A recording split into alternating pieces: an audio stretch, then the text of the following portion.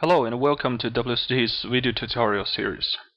In this presentation, I'm going to demonstrate how to use the software Wavenology EL to simulate a simple open borehole case filled with water. Now this is eventually the case we built up. It's a very simple geometry with some observers over here and some dipole ring source at the beginning of the domain, and calculate the waveform that is propagating with the slow formation. I'll start from scratch and show step by step how to get the model set it and also set up the simulation and check the result. Now here I start a Wavenology. Now by default, if you initialize this, it will direct you to the Cartesian coordinate. However, in the borehole acoustics, we don't need this, so we choose to change physics. And we choose elastic, it will automatically go to cylindrical as well. It says the physics change, and we don't want to back up, so we say no. That will change to this domain. Okay, so now we have a cylindrical coordinate system, set it up, and we want to first save this project. In this case, I'll just say demo. Now it's saved. Now before you start any design, you have to tell the solver what is the basic information of this simulation. All of this information is set it up in this tab, Design tab. Okay, so you double click the design, it will fold it up and expand it, or each item will be loaded. If you double click this, a dialog is coming up. You have to go through this one after another. So this is the most important information. A lot of the mistakes and misunderstandings occurs here. Is because the unit is wrong, the frequency range is wrong, and also the mesh density is wrong. So let's go through that one by one. In this case, I'm using the unit, set it as inch. And the time for this acoustic wave, I don't need nanosecond, that's too short. We need either second or millisecond is good enough. Now my frequency unit, gigahertz, is way too high. It's e to the ninth order of the frequency. So we only need kilohertz is good enough. It's right here, kilohertz. So I choose my unit and apply. See, the domain is automatically adjusting. It's because of the calculation. Next, let's choose the background. Now the background here, I only have air and PEC. Now I can choose to add a new material. In this case, I want the background to be water. So the case will be water. And I change it to the color to be close to water as well. Now this is the case. Now you see the water for the electromagnetic, you don't worry about this, but for the elastrodynamic, it has these parameters.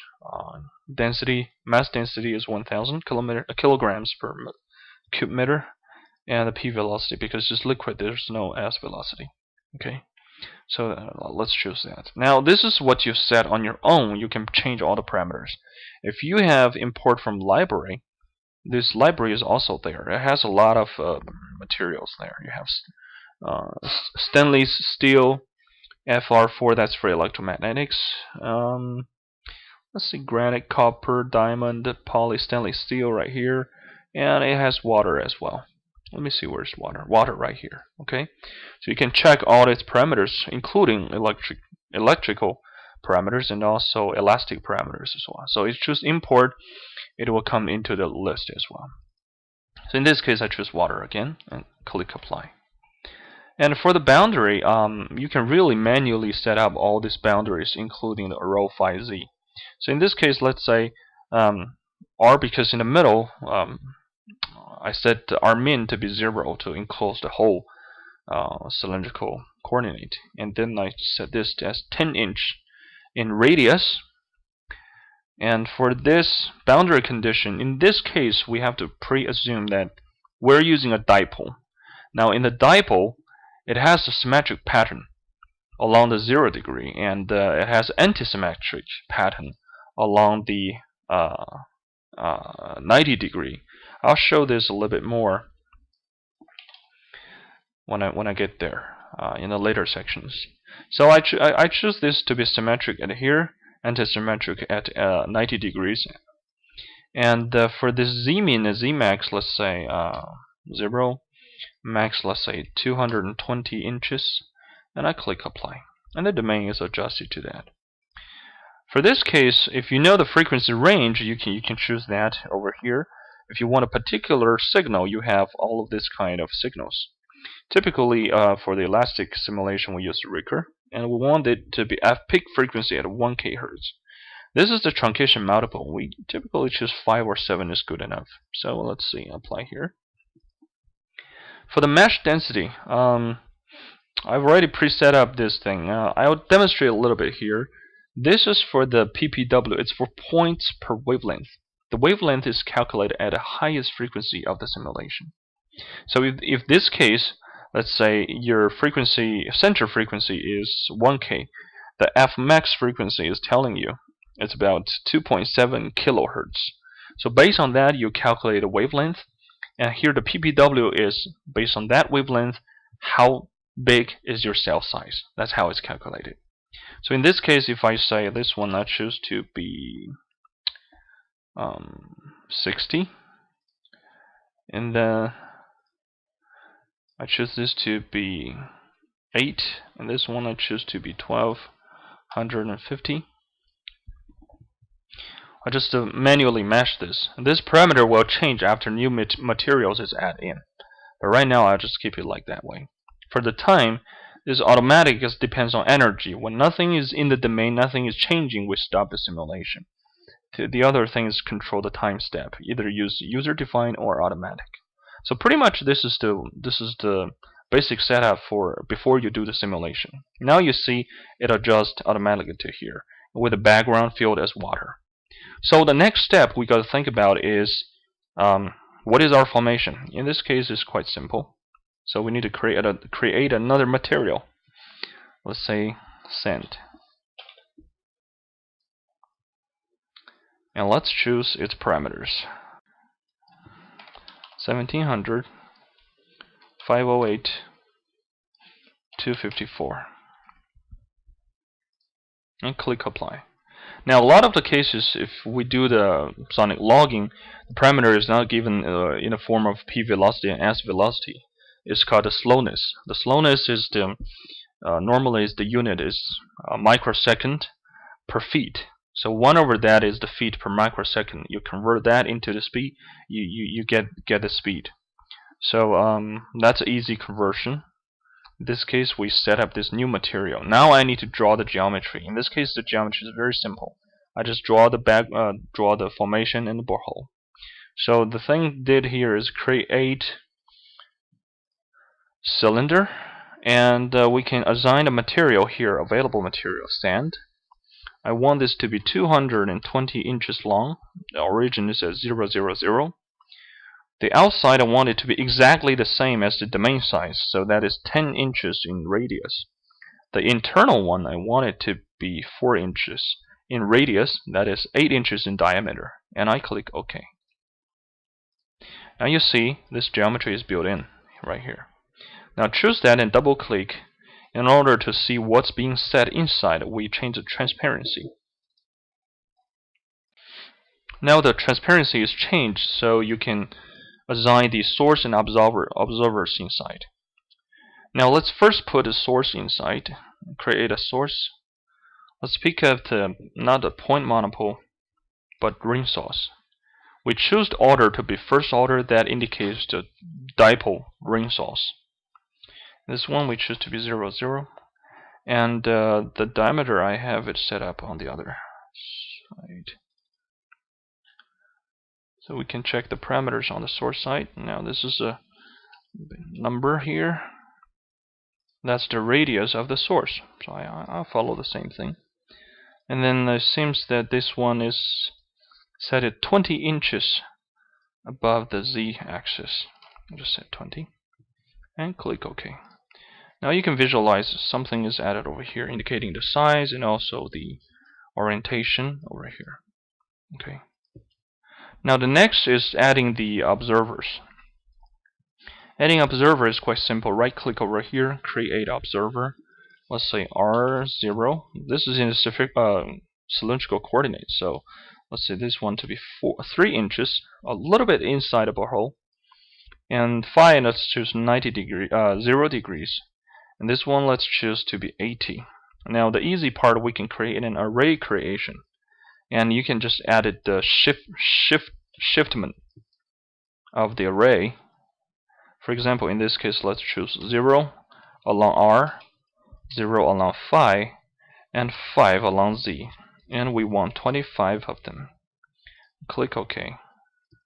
You will see that this whole thing have an array of observers created. And if you convert that, it's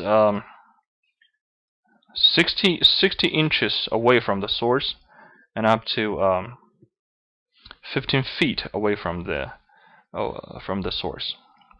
Okay, so that's pretty much it. That's how you do the simulation. Now it's because you added this material. It has a very slow speed. It's a slow formation right here.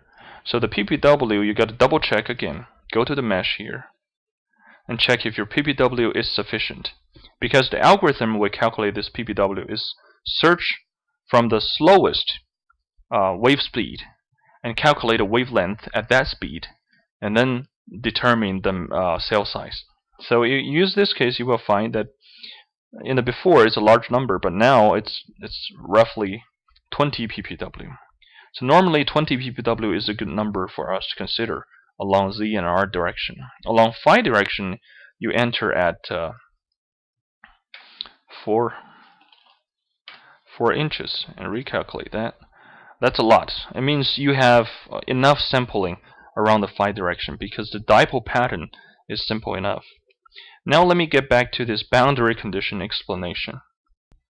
Okay, so this is the excitation patterns we can support. This is the point monopole, point dipole, and this is a ring monopole, ring dipole. As you can see, if you choose the ring dipole here, if you take a look at the field pattern, at 0 degree, it is really symmetric.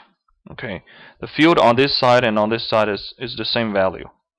All right, so that is why at 0 degree we use symmetric boundary condition.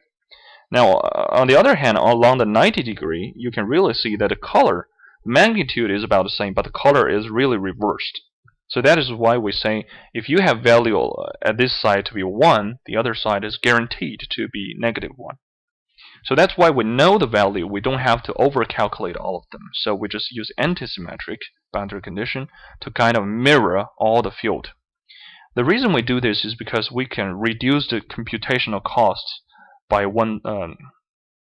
75%. You don't have to overcalculate all the whole domain. And in certain cases, especially in large cases, this is still a nice trick to play with, rather than asking for more hardware resources. Okay, so that's how we explain. That's why we explain this boundary condition over here. Main purpose is to save the computational cost. So pretty much this is done for the initial setup. Now we have the observer defined over here. You can also define the snapshot. So for example, right over here, snapshots. So that is telling the solver that I want to see the field pattern, visualize them to have a better understanding. Now typically we choose to be phi plane, and we say that 0 and 0 degree from 0. Then all the way up to, you draw the corner of a face cut. So that will be 10 inches, still 0 degrees because it's phi plane, and also 220 inches. What we want to observe is not a velocity here. We want to see the stress tensor right here, tau RR and tau ZZ add together. So we click OK, and you can display where is this snapshot is being defined. That's exactly what we want. Okay, so after the simulation, this whole thing will give you a pattern. And if you want to visualize the mesh, you can also click this button right here, and that will show you how this thing is being meshed. And click this top view will show you how the details is being captured. If you have some structures over here, you make sure that they have at least 2 to 3 cells to model the structure, the geometry feature. Okay. So this is how you view the mesh along all the directions. Okay. Now it's ready to start a simulation, and I've pre-simulated everything here. So I'll just go ahead and load the result. Now before I go to that place, I also can check one place. In the send over here, you can add the lossy factor, the Q factor here. Infinity means lossless. If it goes to 1, that means really lossy. The wave cannot propagate through. So adding this value will also add a function of the lossy material into the software. Now we have a approximate formulation for that. So the value you add in here is not directly reflected in the simulation engine. However, we give the output. I will give a demonstration in the later places. Now first, let's take a look. If this is a lossless formation, okay, just a sand material, and the result is simulated. After the simulation, you should see the results over here. Now if you expand that, this is the tau RR is our parameter of interest. You can show all of them by clicking that. Of course, our time window is simulated too long, so this is a waveform as how it looks like when they overlap together. Now to make it more friendly, we can choose to use cascade mode. And also, we don't need all the observers. We only want to observe along the phi equal to 0 degree. So that's the first 25 observers. Show. Click OK. This is how the waterfall plot is being displayed. So you can clearly see the waveform. This is mainly the Stoneleigh wave here. Now there is also first arrival, but they're very small. So to capture that, we add the amplification factor to be 10. Now you zoom in that again, you will be able to see the first arrivals over here, and then follow the second arrivals. Okay. So this is how we capture all these arrivals. And of course, you can export any waveform you want by right-click, export data, and choose the file name to be anything like test. And this data is being exported. If you go to that folder particularly, you can see the test is over here. You open that with the text editor. Now you will see there are some headers over here, number of points, units, and all the data. Okay, 0 and 0. So this is easy and convenient for the user to do any post-processing. Now this is the observer waveform curves. Now if you want to take a look at the waveform in the snapshots format, you can also do that by double-click this. Data is kind of big. It's actually much bigger because it's using the snapshot. There's a lot of data over here. However, if we kind of change the format using log and don't display the vectors, we can visualize the waveform. Now the color might not be the good reference. You can change the color bar by click the option here. You can change whatever range you want to display the color. In this case, I use -60 dB to -160 dB to kind of make the waveform clear. After you evolve this, you can take a look at the waveform. You can see how this is being excited at the source location, and this is the head arrival, and then follows by the Stoneleigh wave. And this is slow formation. Okay, let's propagate through, and being absorbed by the PMLs over here. Now, if you use the lossy formation, this is going to be the waveform that you're looking at. It's already first arrival, but the waveform, the Stoneleigh wave, does decaying as it propagates through. Now, it's because we're using an approximation dispersion curve to approximate the Q value. So when you simulate that, the log is telling you what is the actual speed being simulated. So let's take a look at the simulation over here. It says, warning, material velocity changed in the engine due to Q factor exists. Material sent. The input is 508 and the VS is 254. However, the actual one is due to the matching, it changed into this value. Okay, so when you simulate that, the engine will give you that type of warning and tell you the actual information that has happened being used during the simulation. Okay, this is already in the newest version. So after that, let's take a look at the waveform, which I've already displayed. I can choose to display several of them, and I use this format, and then I amplify that a little bit, so you can see the waveform decaying and arrivals, and followed by some other arrivals as well here. Okay, so to check around the snapshot, which is loaded, and then I use the same color range to show that compare with the previous one, and I use log, and I evolve the field. So it's being excited and being propagated. As it propagates through, it's got decayed, and the color is getting darker and darker to the close to the blue one, and then being absorbed. Okay, so this is how we set up a simple simulation from scratch and understand the result and display them in various formats. Okay, thank you for watching.